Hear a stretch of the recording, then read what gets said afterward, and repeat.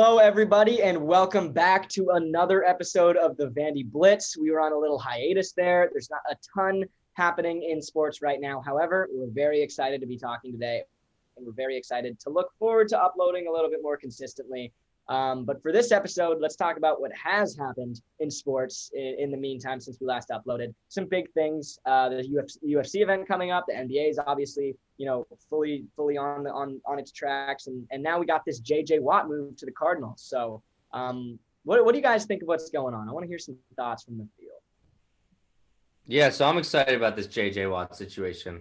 When I look at a J.J. Watt, I think a lot of myself, a huge guy that just can't stop lifting, and everyone just looks at my biceps. I mean, but in all seriousness, he brings something to the table that no one else can bring on the defensive end locker room point of view. I do think he's getting older, but it shows also a lot about his confidence in Kyler Murray and a lot of people's confidence in Kyler Murray. He texted me and said, "I believe in you." That's why he's going to Arizona. You also have Vance Joseph, the defensive coordinator. But I'm really excited to see my alter ego, J.J. Watt, succeed in Arizona. If I'm being honest, listen. Yes, he believes in Kyler, but who was gonna pay him? Who else offered him that much money? You think? No, there were teams that offered him more. That just came out. More than $23 million guaranteed. I really Browns and Bills. They guaranteed it. Not guaranteed it. I think it's a great move. You know that honestly. I think it's a great move, but I see all these stats, all these every media outlet is just sucking off the stat of Chandler Jones and J.J. Watt, top two leaders in sacks since 2012. J.J. had how many sacks last year? 5. Bleacher Report loves that. Chandler Jones had how many sacks last year? Not that many. I just looked it up. It said 1. I don't even know if that's true or not. But think about Russell Wilson though, low key, quickly. Just think about that. Now he's got J.J. Watt, Aaron Donald, freaking Chandler Jones, all these guys coming at him with this offensive line of his. Dude should be scared. If I were him, I would be requesting. No, Russ won't be on the Seahawks next year, bro. You don't think so? Okay, let's talk about that. Where is Russell Wilson going then? Let me hop in on that. Right now, Russell Wilson's on pace to be the most sacked quarterback ever. And like you said, J.J. Watt being in the division, that is not going to help him out. Russell Wilson, great player, but Pete Carroll just doesn't trust him as much as he should, which is you just hate to see good players getting wasted. It's the same thing with Watson. So and Rodgers, I'd say. Dude, Rodgers had a year. He had a great year. Bro, his career was wasted by Mike McCarthy's mediocrity for Okay. I don't know about that. Sorry, yeah. It's such a aggressive word to use for a Super Bowl winner MVP. Get wasted. Talking this dude is Tim Tebow or Deshaun Watson is a different story. You can say wasted because he hasn't won. Sure. And, you're literally a joke. That's why Packers are not a joke. I'd like to see Russell Wilson on the Cowboys. I think that would be really exciting. That'd be really just interesting. If you bring the Cowboys up anywhere and you bring up a star player, it's always just let's see. Russell Wilson's so harmless, and the Cowboys are just the Cowboys. I want him to go to a team like the Raiders, a pure team. The Cowboys, everyone hates the Cowboys. Russell Wilson's not a hateful guy. Everyone only hates the Cowboys because of Cowboys fans. If we're being honest. And Jerry Jones, that guy. And Jerry Jones. What'd you say, Theo? No, I really just do not like the Cowboys. That's also because I'm a Giants fan. But the Cowboys just piss me off, dude. That division's wide open. I would hate to see Russell Wilson go there, but I also wanted to make a point about what Joe said earlier in the episode about their combined number of sacks, whatever that stat. I think there's also an aspect of it's not necessarily even getting the sack. It's the fact that you're there, your presence, and you're going to attract offensive linemen to you regardless of whether you get the sack or not. And that causes problems in and of itself.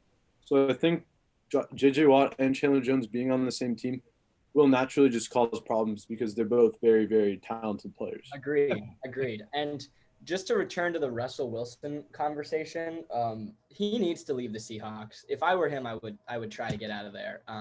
But knowing Russell Wilson, he's probably going to stay. I feel like that's just the kind of person that he is. He's definitely not the kind of guy that abandoned ship, at least from my impression. But two teams that I would love to see him on. One that Jacob mentioned, I think, the Raiders. Mine is the Bears. I think both would be really good fits. They have strong defenses, capable offensive lines. Like, I don't know, so much offensive-minded coaches too.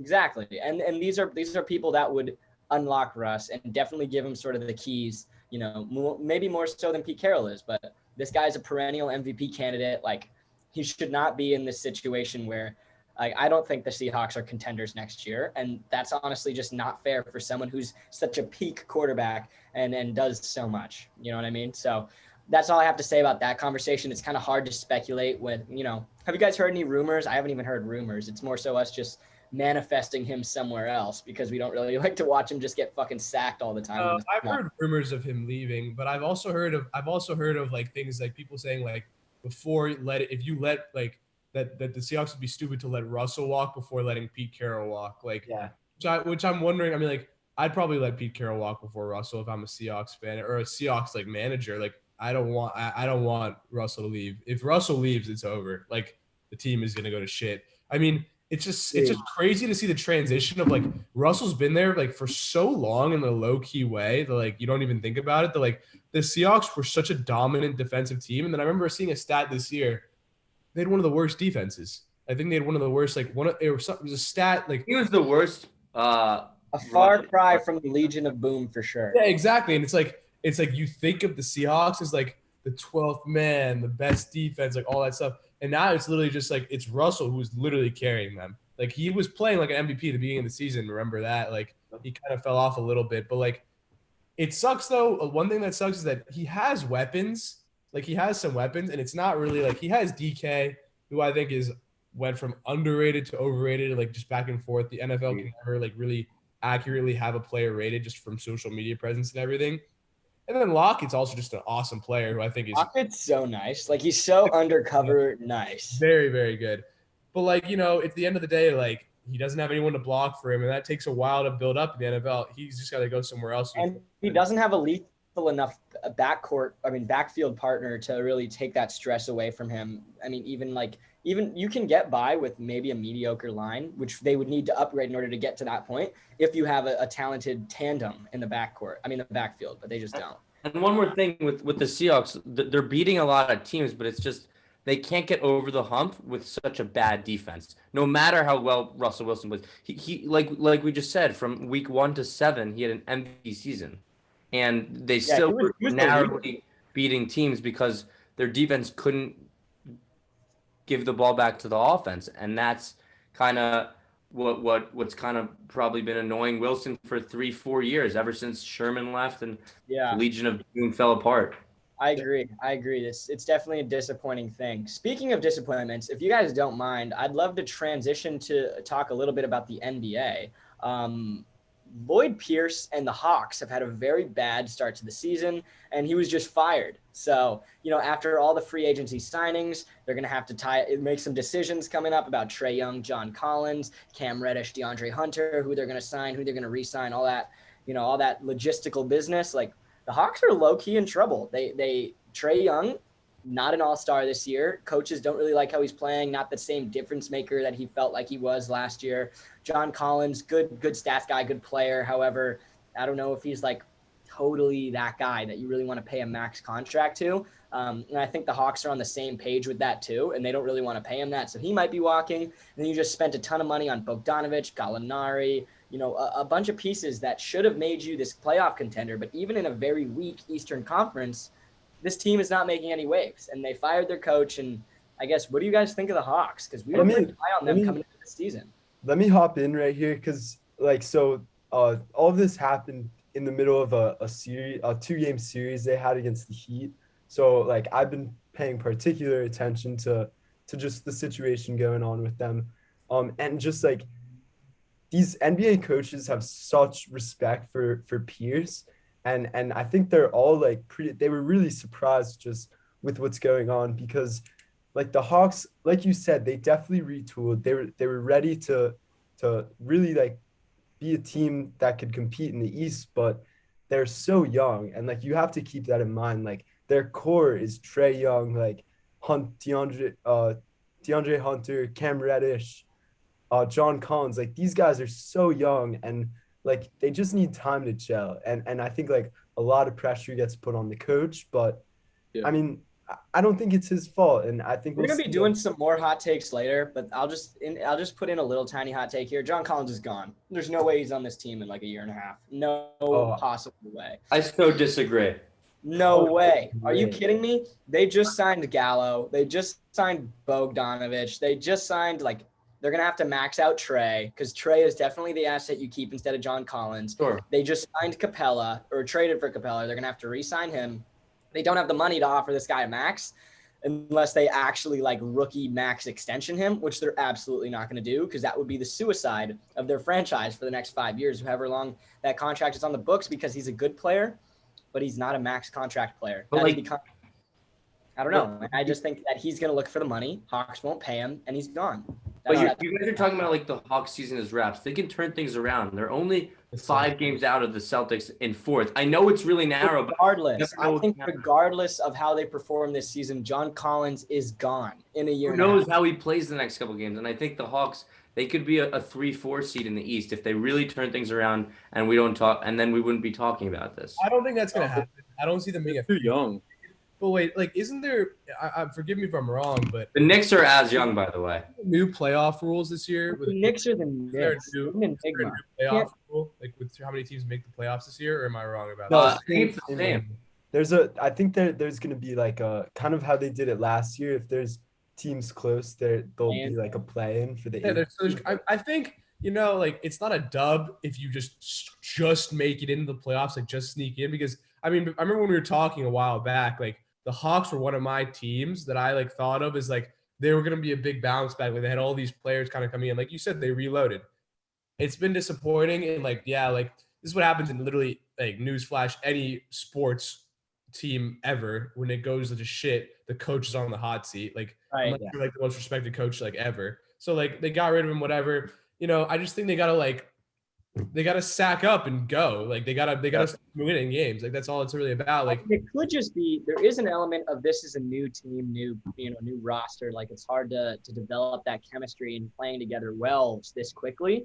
So might be it's premature to fire the coach, blah blah blah. But I feel like the struggles this season for the Hawks have been more than just chemistry, and that's from somebody who watches the games. I don't know. It just hasn't been as impressive as a team, even as it was in some games last year. That could just be because, to me, Trae Young has not been close to as good this year. He's been close. He's averaging 25 and I think that's unfair. He's still averaging 26 points a game. But he's playing I don't like the way he plays compared to last season. That might be a personal thing. His true shooting percentages are down. He's going for more fouls. Steve Nash, his childhood hero, said that's not real basketball. This team has a lot of shit going on. Some of it has to do with Trae Young, I think, because he's supposed to be their leader. And honestly, he's got some insecurity in his place in the league. You saw him get rattled after those comments and then go a couple games without shooting any free throws. And now he's back to drawing fouls like freaking James Harden in 2018. So it's an interesting situation. I think one that we should keep an eye on as well. But I don't know if you guys want to say anything more about that, but honestly, it sounds like we all have a lot of things to say about the NBA. Not only that, but also this UFC 259 that's coming up. So I'm good to move into hot takes whenever you guys are. But if you want to say something, I'm just gonna add one thing. Something that's really impressive to me with the NBA season right now. Obviously, like we said, you don't have the same offseason training with COVID, so a lot of these teams didn't have normal team chemistry bonding. But the way LaMelo Ball is playing, man, he's so confident.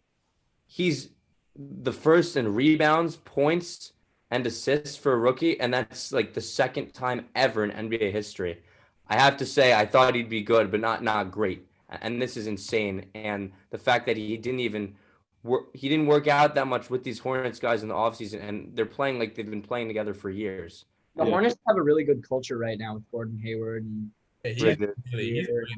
I think he's got to be a great leader. Will, if I was similar to you in that, I was not high on LaMelo at all. I said to my friend, LaMelo's going to be terrible.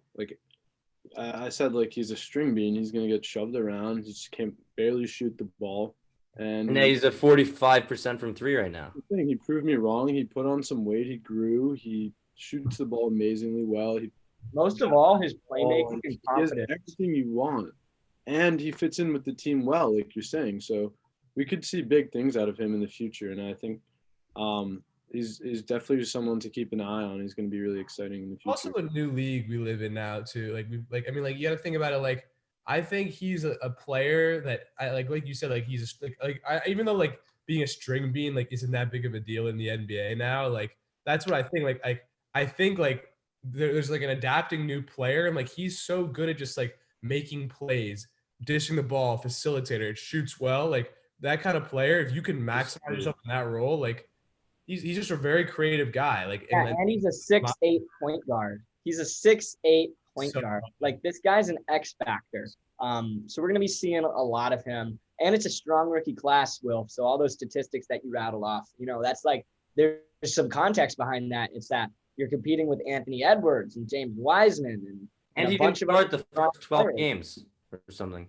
Yeah, I know. I mean, he's been very impressive. I think that Hornets team overall has been very impressive. I really like how Gordon Hayward's been playing, how Terry Rozier's been playing. I've been very impressed over there with what MJ's doing. I did not think that they would adjust this quickly to that signing and that drafting and, play this well.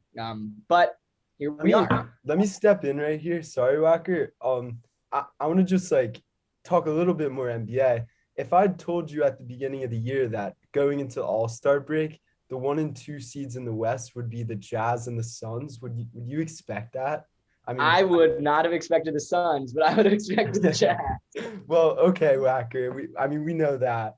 But I was watching that game. Devin Booker gets ejected in the second quarter. The Suns still come out and beat the Lakers by 10. I know Davis is out, but I mean, I'm starting to have a couple some slight concerns about the Lakers. I think that even without Davis, what happened to LeBron being an MVP candidate? I mean, I know he's still playing well, but they're on a serious skid right now. Honestly, okay, one thing to just interject before you continue, Jacob, because it didn't sound like you were done with your point. I saw a Defensive Player of the Year ladder recently with LeBron on it and an MVP ladder with LeBron on it. No. I'm sorry, but no. He's a great player. Stop gassing him like that. That's all I got to say. There's two players. LeBron is Embiid. I could see the argument for MVP.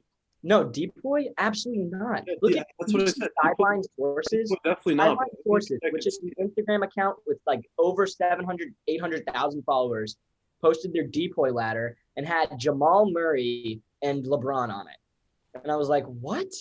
What kind of publication is this? That's stupid. But MVP, I can see how someone could make an argument for that. Dude, when you go 0-6 when your second best player's out for your first 6 games, 0-5, you're not an MVP. No, not at all. I know that after everything that's happened, we want to get back on the LeBron James thing. He's an old player, still playing great, but let's be real here. LeBron James is LeBron James, but there's players that Jokic is showing up, man. They beat the Bucks by 30 points last night. He had 30, 10, and 7, something crazy stat line. There are players that are really making a difference every single night. And some that don't get a recognition at all. Donovan dropping 30 all the time. Nobody freaking gives a peep. Nobody cares. We talked about this last time. Jacob acknowledged it. I was like, Donovan's an MVP candidate. And Jacob was like, that might not be common, but I think you're right. We've kept winning. There has not been a shred of coverage. Actually, though, the All-Star games, the All-Star rosters came out, and that was pretty interesting. Jazz having 2 All-Stars again, I was pretty happy about that. But it was notable to see players like Sabonis miss the first round and then sub in and stuff like that. But Bradley Beal being a starter, that's great for him. It is, especially after last year when he averaged 30 points and missed it. What happens? I said this before. You may I don't know if I said this in an episode, but you miss it, whatever. You get the obviously he's a great player. I'm not trying to say that's the only reason why, but right. You miss it, you get all the publicity. The hype train grows, and now it's he's a starter. I think it goes a long way. I don't know if any of you guys want to go into some more hot takes in the NBA, but if needed, I'll go right into the UFC, give some hot takes. But honestly, you can go ahead and start the hot takes. I say we just start the hot take section right now. Let's each come up with one, either about the NBA, college basketball, March Madness, the UFC, whatever you want it to be. Let's talk a little bit about it. Yeah, so I'll go right into it. I mean, UFC 259, huge event coming up. Israel Adesanya is probably one of the biggest stars in the UFC today. He's moving up to try to get a second belt. He's going to be probably one of the – if he gets it, he's going to be one of, I think, three males in history to ever get it. Four athletes probably in total to ever get the – Cormier and McGregor would be the guys. And then Nunez. Yeah, Nunez had it. Yeah, I think that's exactly what it is. So – no, Cejudo also. But anyway, so yeah, he's a minus 265 favorite, which I think is crazy. Basically to give like some background, he's moving up to fight at the light heavyweight category, right? And the weight limit there is 205. Usually these guys will cut weight to they'll be walking around at like 20 to 15 pounds heavier than the actual weight they fight at. They cut weight and then they gain it all back the day before. He came out and said, don't be surprised if I weigh in at 190 or like if I weigh in at 185 or around 190, whatever, and the weight limit's 205. That's pretty fucking crazy. Because if he if he does that at 190, he walks in at 190, that means he's going to be fighting at 190. He's fighting a guy who's going to probably be fighting like on like when he's in the ring with him, like in the octagon, going to be fighting at like 220, 225. So to think that he's favored by like so much, I mean, he's such a great striker, I get it, but like he's favored by like minus 265, whatever. And he's going to be at a 30-pound disadvantage. I mean, what are you guys' thoughts on that? Like, I think that's a pretty crazy thing. I think he might get knocked or just get taken out in general. I mean, 30 pounds. I agree. It's very, very dangerous. However, I think there's like one kind of fighter every generation of fighters that can really do some crazy shit. And for some reason, for us, I think that's Adesanya. Like, who else is as electrifying in the UFC right now?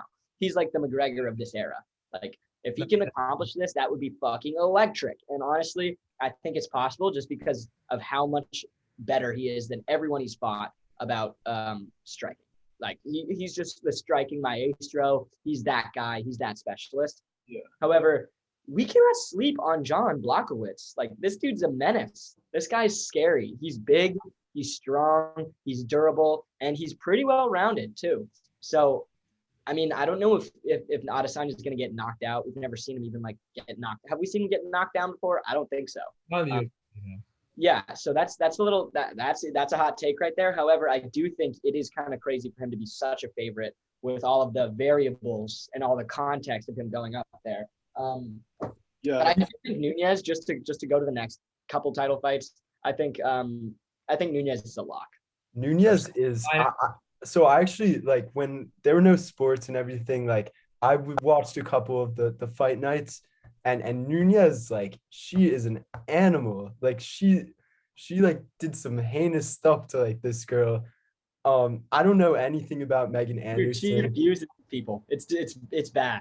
Oh, she's in a class of her own. I'm never gonna forget the day that I gained all of my respect for Amanda Nunez. Chris Cyborg, I thought was a completely unstoppable force. I was like, this woman is like a man in a woman's division. Like it's unfair. It's like ridiculous. It's ridiculous.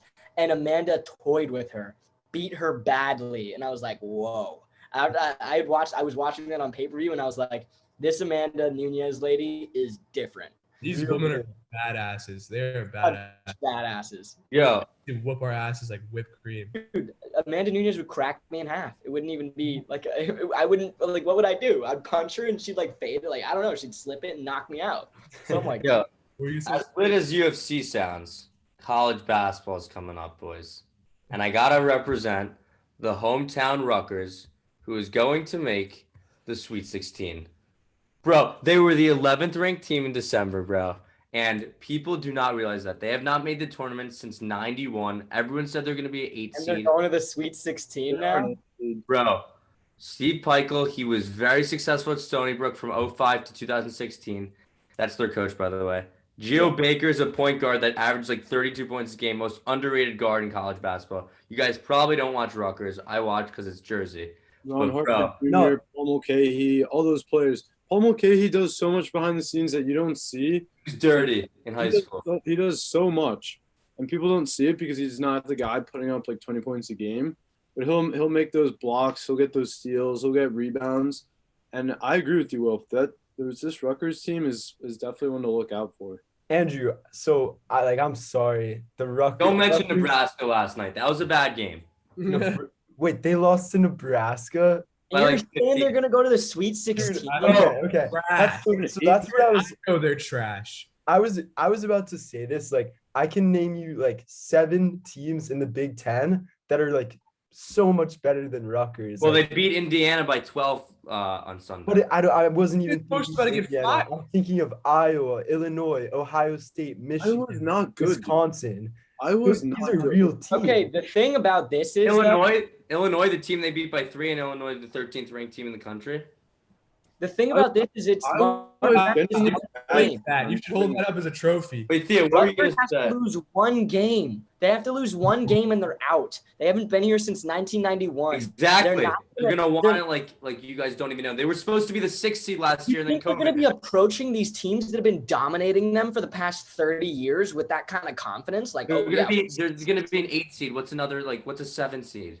Yo, they're going to play Creighton. I'm so scared about Creighton. Wacker, that argument also makes no sense because it's not like if you are playing a team that you have just joined this college team and they've beaten you ass for 30 years, you're going to be like, oh, I'm so scared because you weren't even on the team at that point. That's absolutely not true at all. If a school has been dominating somebody for like 30 years in a school matchup, of course you're not going to approach that matchup with Rutgers football. Yes, another thing. Everyone said they haven't been good. Would not. You guys, the argument you guys are making is that they want to win. They haven't been here for 30 years. They want it really badly, so they're going to win. They were the 11th team at one point. That's not how you approach a game as an athlete. You don't go in the game saying, oh, shit, I'm going to lose this game. No, I'm not saying that. I'm saying, like, obviously the athletes that are on the floor are going to be like, yes, like, let's get after it, as in every game. I'm sure that the Cleveland Browns said that in most games of their 0-16 season as well. However, when you have a precedent that's been set, the program is going to follow along. It's not just the mindset of the point guard. It's the staff. It's how people talk about it. It's like how people, I don't know. It definitely will make it it'll be more it'll matter more. I mean, at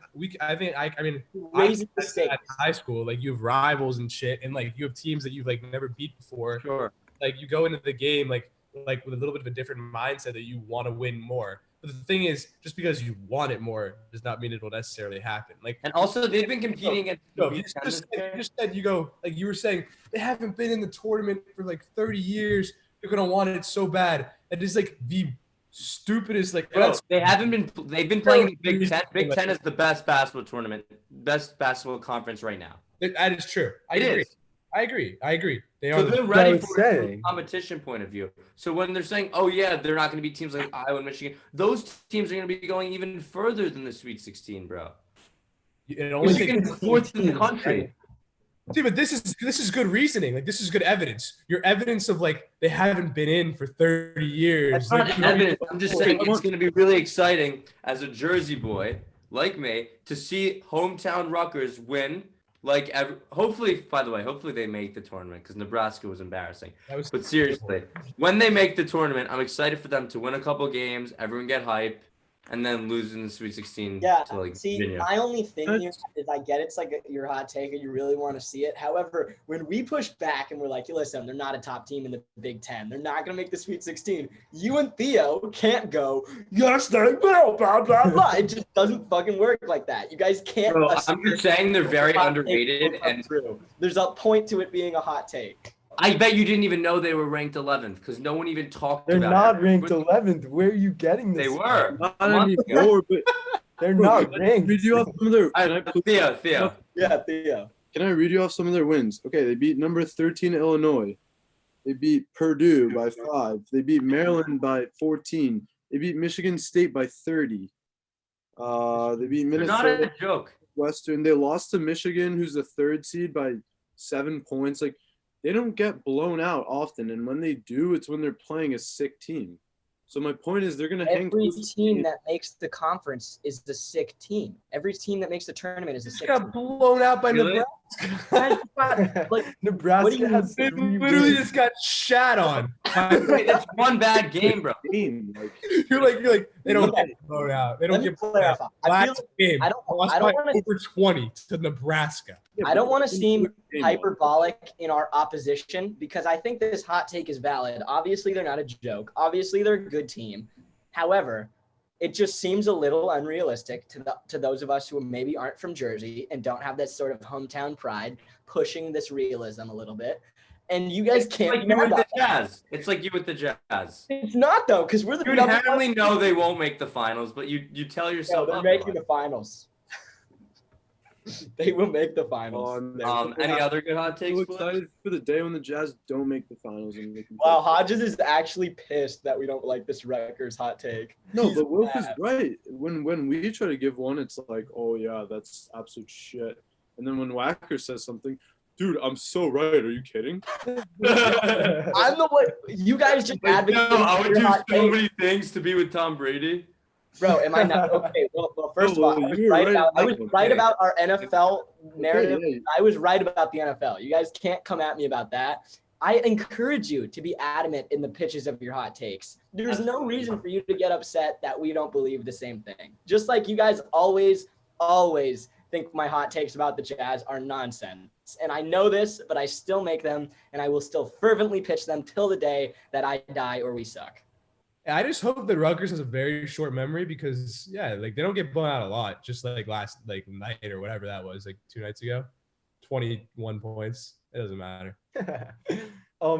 Everyone has valleys, bro. Everyone has low I points. was- Better we have our low point now. Okay. Well, I don't want to get too caught up in the Rutgers The convo. low point right before March. Or no, we're in March. We're in March, actually. That's perfect. Yeah, but March Madness is really April Madness, and it's very low. It's like they're peaking, but the exact opposite of that at the perfect time.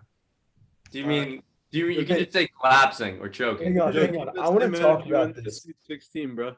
Should Okay, we Rio. change March Madness? Hey, okay, guys, let's keep the show on the road a little bit. We got the Rutgers take from Wilf. Theo, what is your hot take?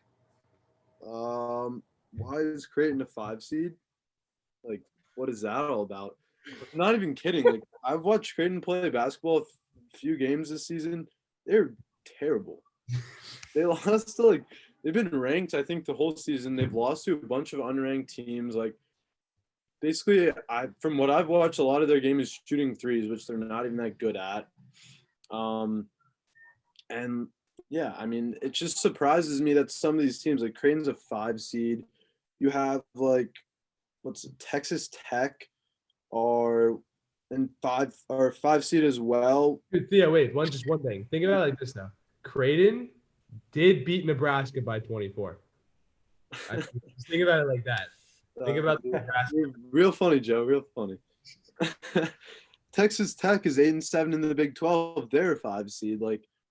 Some of these are predictions and these are subject to change. How can you be good with this mascot, bro? That's what I'm saying. But I don't know. It's just some of the predictions that I've seen are a little bit wonky. And you also have Illinois as a 1 seed. They lost to Rutgers. Come on now. I love to see it. So I don't know. I mean, the thing is, you can't. I mean, I don't know who I was talking to this about, but you can't really look that much into basketball regular season. I feel it's really hard for these guys to show up 100% every night. They're playing a lot of games. So sure, Rutgers, they lost to Nebraska. It's just a blow, one game.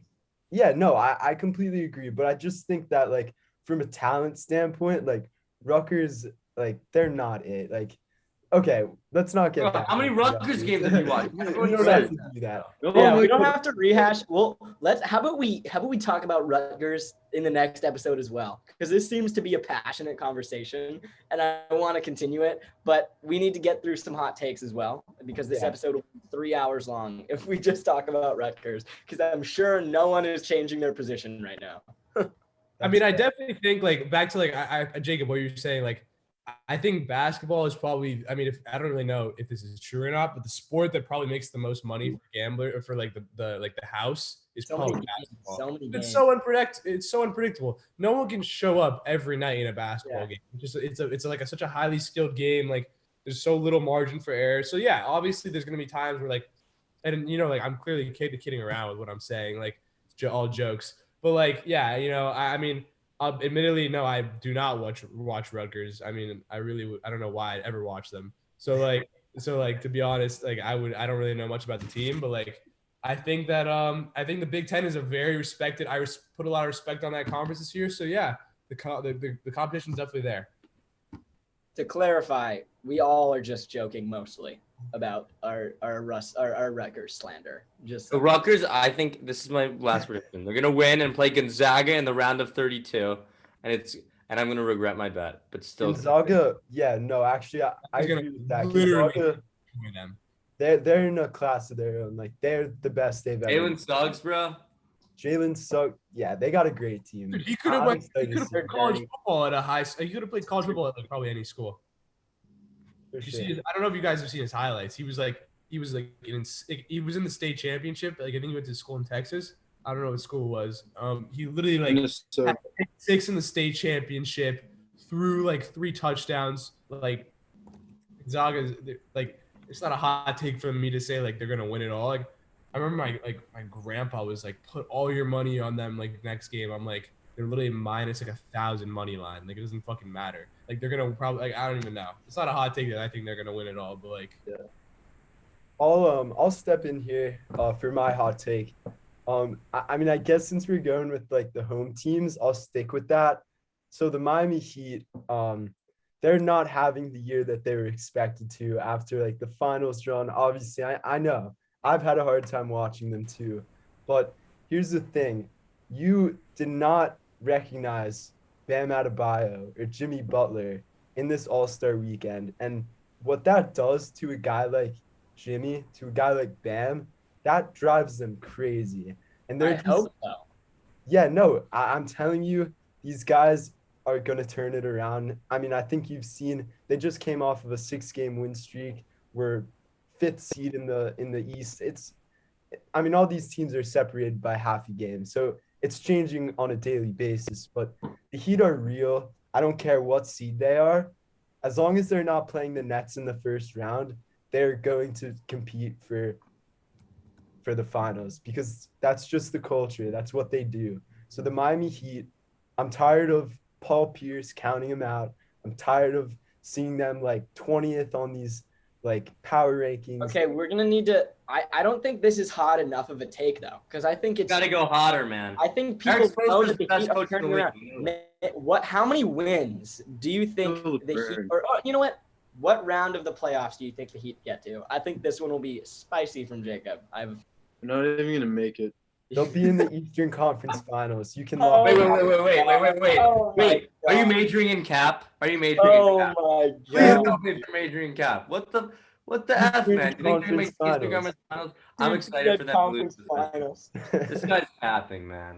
Also, Martin's Barbecue, highly recommend. Fire.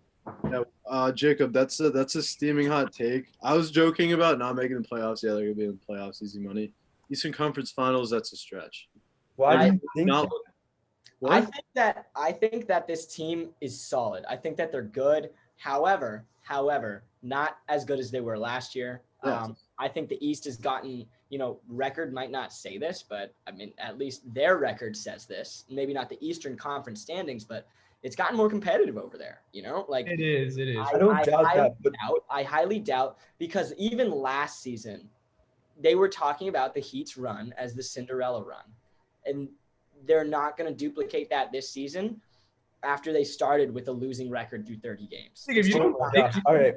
You don't think it was like kind of a Cinderella-esque run? It was totally a Cinderella run. No, That's how everyone talks. It happened because there was no fans and it was the bubble. If there were fans, he wouldn't have been able to win on the road. Yep. Oh, I mean, I don't know about that. I can't really disagree with that. Hey, we can't speak on hypotheticals. Fair. Exactly. They did make the finals. They had an excellent season last season. It was a Cinderella season, definitely, in my opinion. I think if anyone could tune out the noise, like, listen, like, I think a lot of it is about peaking at the right time, like, honestly, in any sport. So, like, if any team that can do it, you've shown they can do it once, they can do it again. And you've got a guy like a good solid team. You got Jimmy, like they're all tuning out the noise. Like, yeah, it definitely helped they were in the bubble, but like I think like they could make a run at the same time they could get wiped like right away. I don't like. Yeah, really they have too much. They have too much fight in them to just like go out quietly.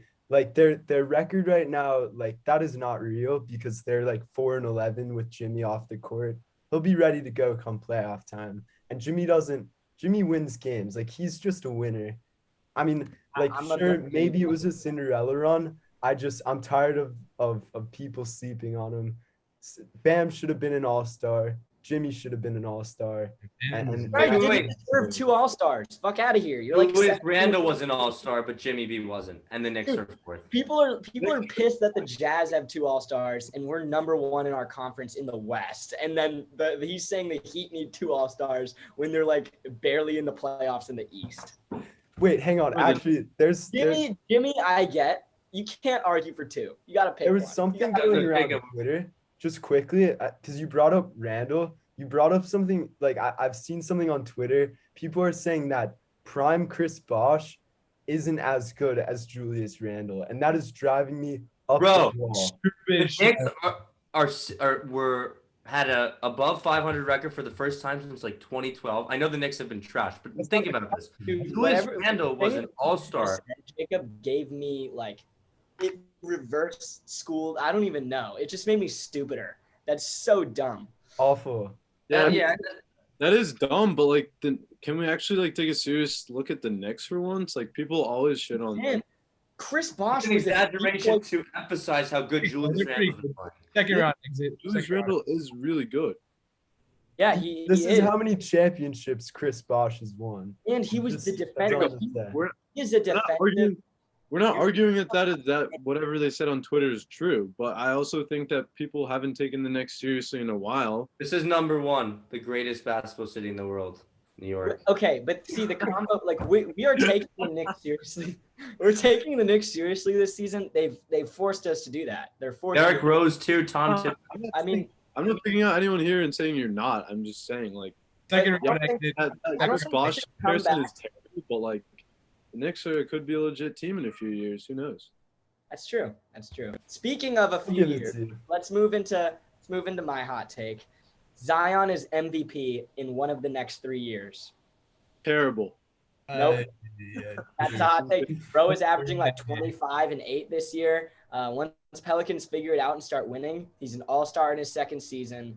After averaging like 22 and 8 in his first. He shoots a ridiculous percentage. It's absolutely – if you guys look at this dude's advanced stats, it's fucking ridiculous. He affects winning. He does. When he's on the court, you're a winning team.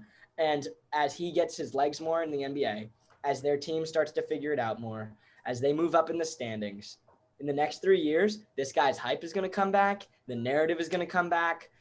He's going to be MVP in one of the next 3 years. It's my hot take. Hype's still there. Like, also you have to think, like, it happened with LeBron. Like, the NBA, like, forces these players on you. The Pelicans are always in prime time, and they're, like, 12th, 13th in the West right now. Like, we're going to be seeing so much of Zion Williamson. Like, yeah, they're 11th in the West. It's about making money. That's what they care about. Totally. But I think, like, what we have to think about, like, the MVP isn't a purely basketball award. Like, there's so much that goes into it, and, like, just – the NBA forcing Zion down our throats, like that'll definitely get him an MVP, I think.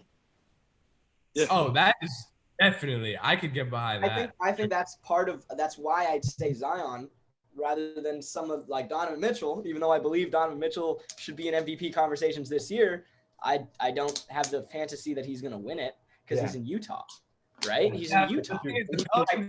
Seriously, like I don't see Zion winning it without the Pelicans being like top three seed going into the playoffs. I mean, it's usually synonymous. Usually those MVPs have like the team with the number 1 team in the top. Believe I know, but it's you need to say that when like they're literally what? They're 15 and 19. They're not like atrocious. They're not that bad. If it ended today, they wouldn't make the playoffs. They are 2 teams. They're 2 games under 500. They make the playoffs in the bubble. He still has the hype. That's going to affect his case. And I definitely think in one of the next 3 seasons, Zion, with the way that he affects winning now, will be able to capitalize on that, take that skill, grow it, and bring his team to a top 4 seed. And I think with his hype, maybe that seed is 3-1. Even if it's top 4, I think with his hype, his stats that he's going to average, dude is going to average like 30 points. I'm telling you guys, 30 points and like 66% shooting or something absolutely ridiculous. And I just see him winning an MVP because this guy's a generational talent, and generational talents like him usually win MVPs before they're 25.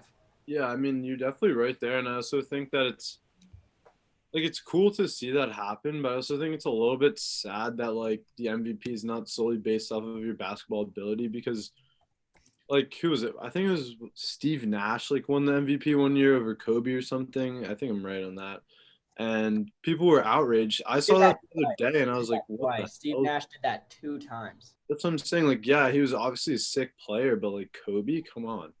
I don't know. I just think it's like a lot of the sports leagues nowadays, and we've definitely talked about this before, is all about like making money. It's all business, and it's not as much about like the teams winning games and like playing the sport just to play a sport. It's to play games to make the most money as you can, and then the owner becomes rich. Like, I think sports are turning into too much of a business, and like obviously that's not going to change from 5 kids sitting on a podcast and saying like, oh, what the fuck, like sports should be more sports. Like, no. But I don't know, I just think it's a little upsetting to me that it's the integrity of sports has definitely taken a little bit of a hit as things have become more business centered, but it happens. Well, with that being said, thank you guys so much for watching this episode. It was a little different. We showed a little bit more of our personalities today, went a little bit more back and forth. So if you guys like that style, make sure to let us know down below by either liking or leaving a comment or anything like that, you know, watching some of our other videos, or most importantly, subscribing. But with that out of the way, thank you so much again for watching. And yeah, we'll see you guys soon with some more sports takes. Peace. That's Thank you.